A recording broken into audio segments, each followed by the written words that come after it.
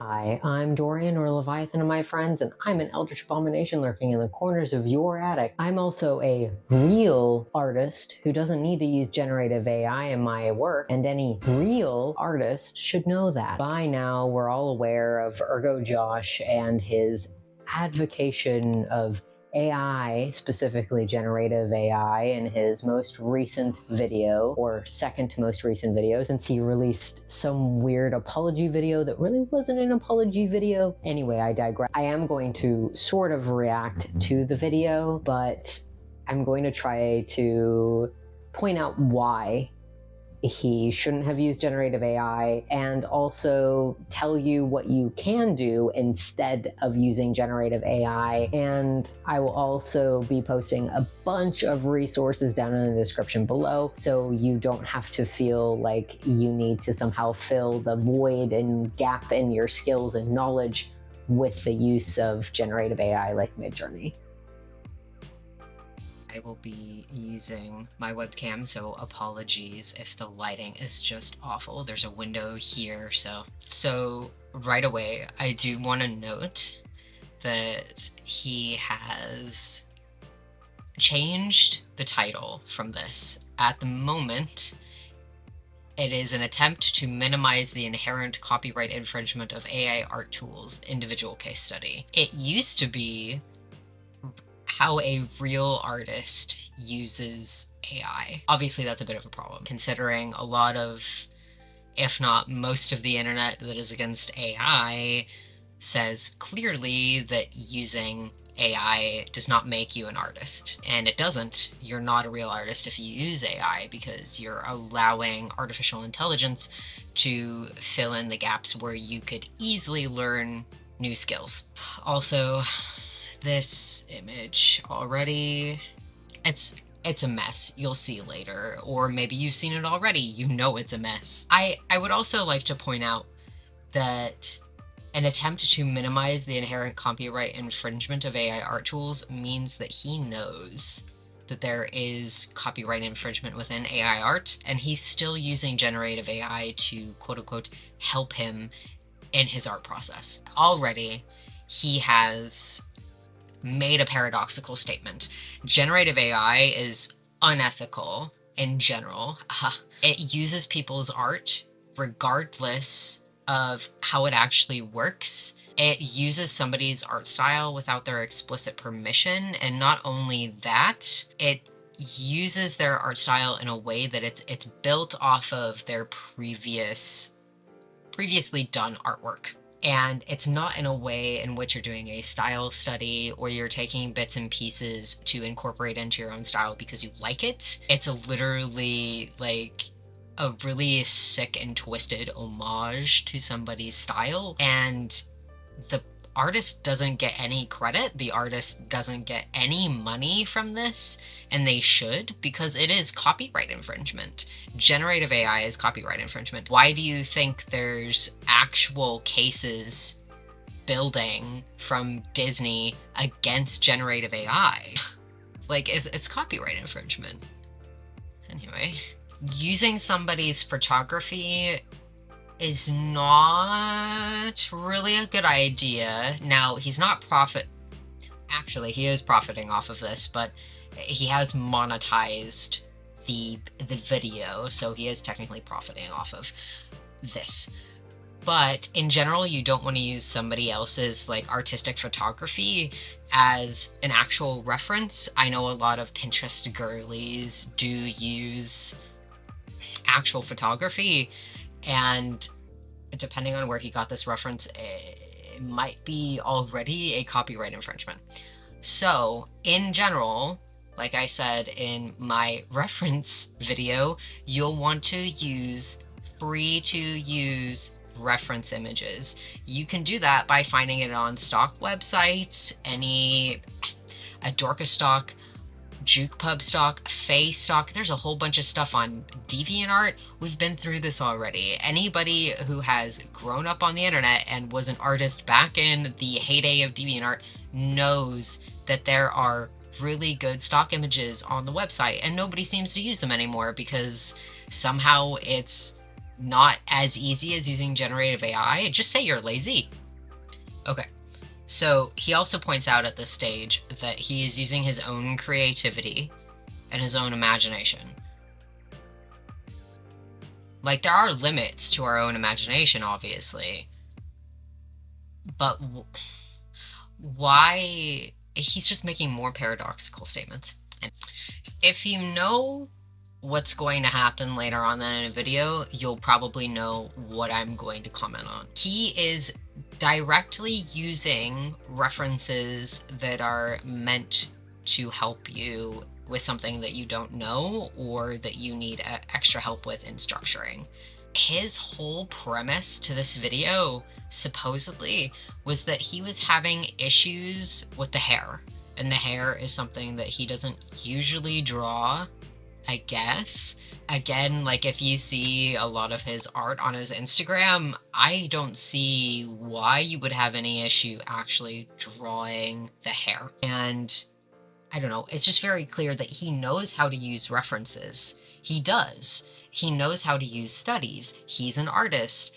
He has a huge following because he has the skill and the talent as an artist. So why then did he decide to use generative AI? You don't need to. I know it's a harder route to get to the final piece if you need to use studies, if you need to use references that aren't generated by AI, but you still get there in the end. And it's more than not a better piece, because his use of generative AI only makes his piece a lot more chaotic than it should be. And that just shows that it got really, really muddled in the composition. And that is easy to do as a human artist, yes. More often than not, it becomes glaringly obvious when you use generative AI as well.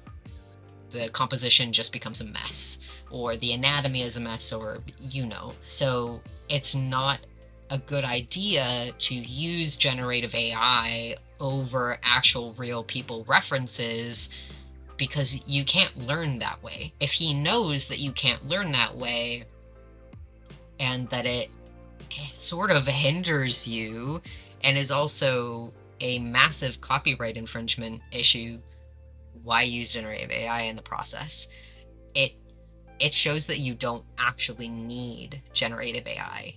You don't. He uses his own hands.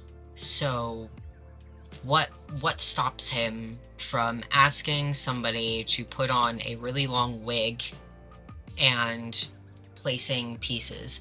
What stops him from using, like, the liquify tool on a reference of really long hair in the end? Okay. This is what I was talking about earlier. Don't use AI as a reference. Don't. As much as this is aesthetically pleasing, these are not correct.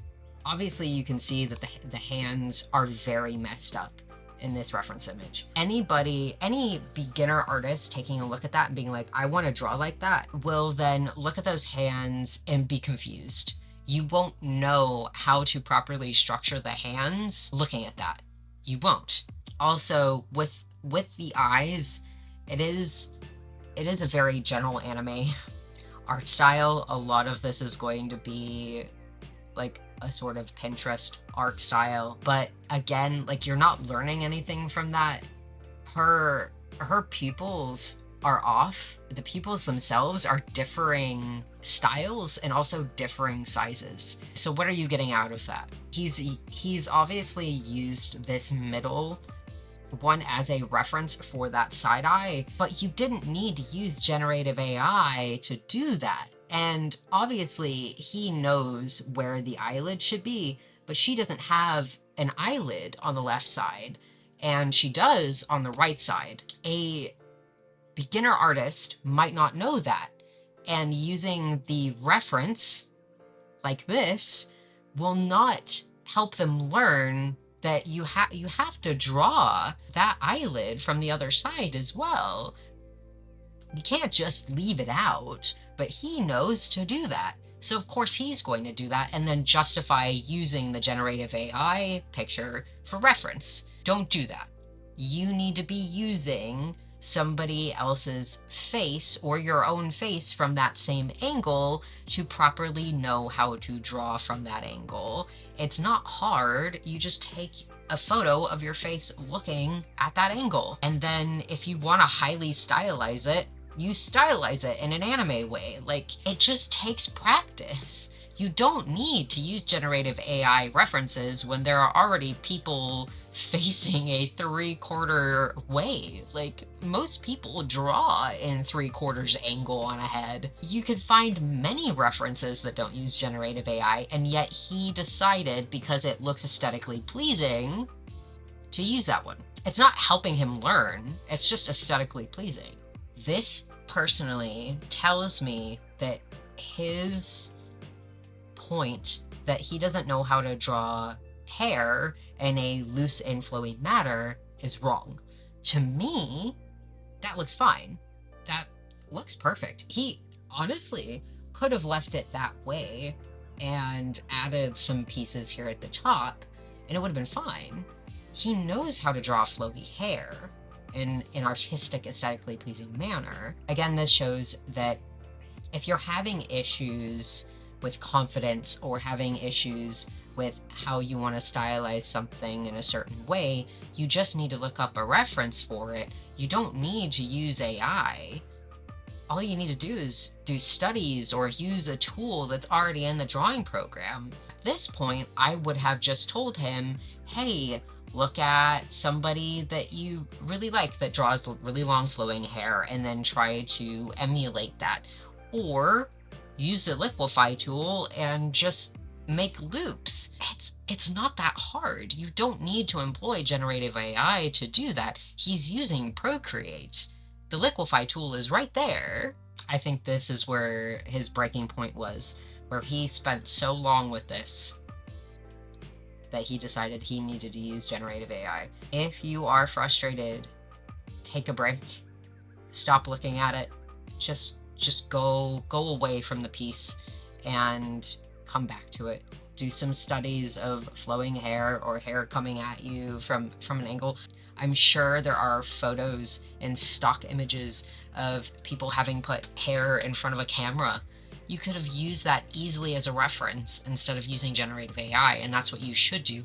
You should be using stock images from websites like Adobe Stock, which you can sign up for a free account or look at photos in Google Images. Again, it's not hard. You're just lazy. This. Now, he says later, or maybe in his other video, that this is photorealistic. This is not photorealistic.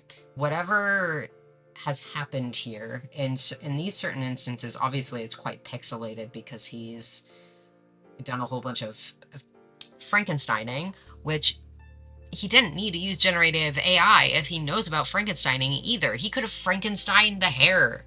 A lot of these little sections, which I will see if I can circle later, do look like they're more of a League of Legends or a Riot Games style, and it also is incredibly reminiscent of, oh, there's an artist that has a very specific style, and a lot of generative AI programs like Midjourney use that style because it's incredibly popular, because it's anime realism, and his style has been completely ripped off, and everybody is constantly telling him that his works are AI generated now, and when they're not. The generative AI has stolen from him. You don't need to do this. You do not. What he is looking for, he could have easily had some sort of video reference up for him, or an art tutorial. The world was his oyster, and he decided to use generative AI. If anybody out there doesn't know how to do a study, what you do is that you take like a master study. Like if you're trying to, I don't know, like Caravaggio, you would take Caravaggio's work and then you would try to recreate that. You would trace over it. You would try to paint exactly like Caravaggio. That is a study. Plenty of people have done it with Leyendecker and then made it into fan art. The way you do studies is you reference the photo heavily, and then you just keep drawing and drawing and drawing and practicing until you know how to do it.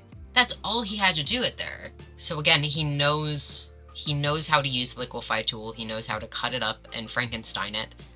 Him saying that these are supposedly photorealistic, they're not. This is very clearly some weird anime girl. Yeah, don't do this. Just don't do this in general. I don't know why that's so hard to understand, is that you're taking away from somebody else's art, and you're also not learning how you should actually be doing things. Because again, like in a lot of these pictures, there's artifacting, some of the hair does not connect, and like in his instance, maybe that worked in his favor because he didn't necessarily want some of the parts to connect. Yeah, sure. But for somebody who is using generative AI references, your work is going to look terrible because parts of it, if you're tracing over it or using parts exactly as they are, they're not going to connect. They're not going to make any sense. That's not how you learn. You learn by looking at an actual thing and doing studies and tracing over it if you have to, blocking it out if you have to, and looking at the shapes, looking at the shape language. That is what you do. It's very, very easy. Like, if you really want to know, I can show you a hair tutorial that I have. I can also link you another hair tutorial that really helped me that goes less into the stylistic stuff and actually into the technical skill. Use that instead of generative AI. This is just not. Compositionally, this is incredibly chaotic. So this is going to go back into me just reiterating that you cannot understand how hair works by using generative AI. None of this hair looks like it should fit. It doesn't have connecting. I don't know how the wind is working. Where is this? There's an outer part to the hair that I don't understand at all. The lengths to her hair are different as well. You cannot use this as a reference. It's awful. I mean, her hair is supposed to be long, obviously, but then this outer section of her hair is too short. So she has one side that is just asymmetrical. That's not how hair works unless your hair is cut that way. And if it's cut that way, I'm concerned. You shouldn't be paying for your haircuts, that's for certain. I don't know. This is just not how you actually study your reference. You should be using real life people to actually study from, because more often than not, you're gonna look at something like this, be drawing something completely whack over and over and over again, and it's gonna get into your head and into your muscle memory that that's how you draw. It's not how you draw. That is not logical. That is not an aesthetic choice. It's not an art style choice. It's just wrong. So he may be happy with this composition. That's fair. That's valid. It's aesthetically pleasing to him. Sure. It's not a good composition. My eye is automatically drawn to her face, which is good. More often than not, your eye needs to be drawn to the face, at least a focal point, in which case it's that. But the hands are getting lost in the hair. Now, if that was his intention, great. A+. It doesn't look amazing. Like, the hair is just, it's gonna make that top hand look weird. And already, this bottom hand is looking a bit strange and a bit alien-like. And it draws attention to some of the quote-unquote perceived flaws. Now, I don't know if this is an actual flaw, because I'm not an incredible expert in anatomy, but that knuckle, the knuckle on her, what is it, her ring finger, I guess, on this bottom hand, just looks awful. It seems out of place, and I'm just not sure what's going on there. And the hair just makes it seem really, really weird, really, like really short. And obviously he hasn't put in any shading or anything like that within this, but already that hair, this amalgamation of hair, is turning this into something where I am perceiving the flaws of the piece, whereas before I wasn't really seeing that at all when it was just her with the hands above her head. This is why you shouldn't be studying generative AI and then muddying it. If you do, just muddying your composition with it. It doesn't make it look good. It's just some Pinterest girly with a bunch of hair around her. He generated something that was stylized, whereas before he said that it was supposed to be photorealistic. Obviously, it was some weird anime style that Midjourney loves to churn out. But this looks more like water, and maybe that's what he was getting at. But still, I don't know how he's getting this as a good reference, because a lot of these things just don't connect. You can't tell what the shapes are actually supposed to be. Again, that's not why you use generative AI. You use real life things because they actually connect to stuff. They teach you how you're supposed to do things. Whereas this, it's awful. Like, what is it supposed to be? How is it supposed to help him? Also, there are plenty of people that have made artwork, if he wanted something more stylized, that he could have just gone and looked at. Like, why not look at Genshin Impact art of flowing water? Because that's what it reminds me of. Anime stills with flowing water. And yet he chose generative AI because it was somewhat easier for him. The hair does not make sense. Why does it look like that? Has she cut off all of these pieces? Because they're not connected to anything in general. It would have been a much better composition if it had been a long piece of hair. In my opinion, editing a picture of Loish's was definitely a choice. I would have been very upset by that, actually. Don't edit people's stuff. Don't. So there is a tail to this piece. You don't get to see the tail. It is covered by the hair. You can literally make an inspiration board that doesn't have AI in it whatsoever. You can look on somebody's Twitter and be like, oh, hey, I really like how this person draws ears, and incorporate it. It's not hard. Why would you do that? Do you see what I mean by how the tail kind of gets lost? And he definitely realized that. It still gets pretty lost. And I don't know if it's YouTube's whatever, it's compression, but I can barely tell that it's a tail. It's not only the wrong thickness, but it's also, I don't know, the composition's just so off. And again, I'm very drawn with this light towards the hand that looks wrong, and also the hair that's coming through the fingers.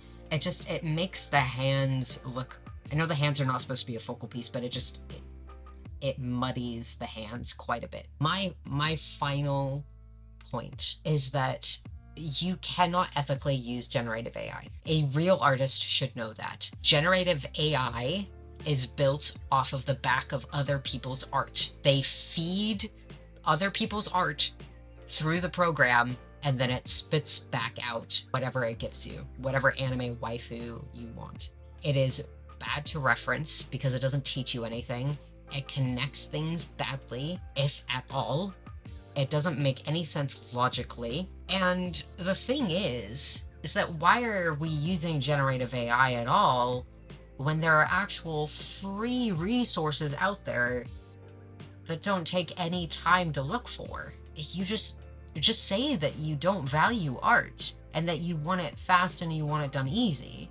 That's what you want, right? So you can tell that I'm repeating quite a bit throughout that entire last section, right? It felt like I was hitting a brick wall, and even through that brick wall that there was nobody there, and there was nobody there to begin with. This is why I was not in debate club. If you saw that original video, please know that you should not take that as justification for using AI. Like I kept saying earlier and have said in past videos, you cannot learn properly from looking at AI for reference. A beginner artist is going to be incredibly confused by the references that they might gather from a generated AI source. What you need to do is studies. If that means you need to do specific style studies of your favorite artists and pick and choose parts that you really, really like, if that means you need to do gesture drawing or life drawing or looking at the old masters like Leyendecker or Caravaggio, you do those. You also get the pride in seeing your skills grow instead of immediately getting the satisfaction in 5 seconds because you generated an image that looks somewhat okay. It's a very sick and twisted way of being proud of yourself,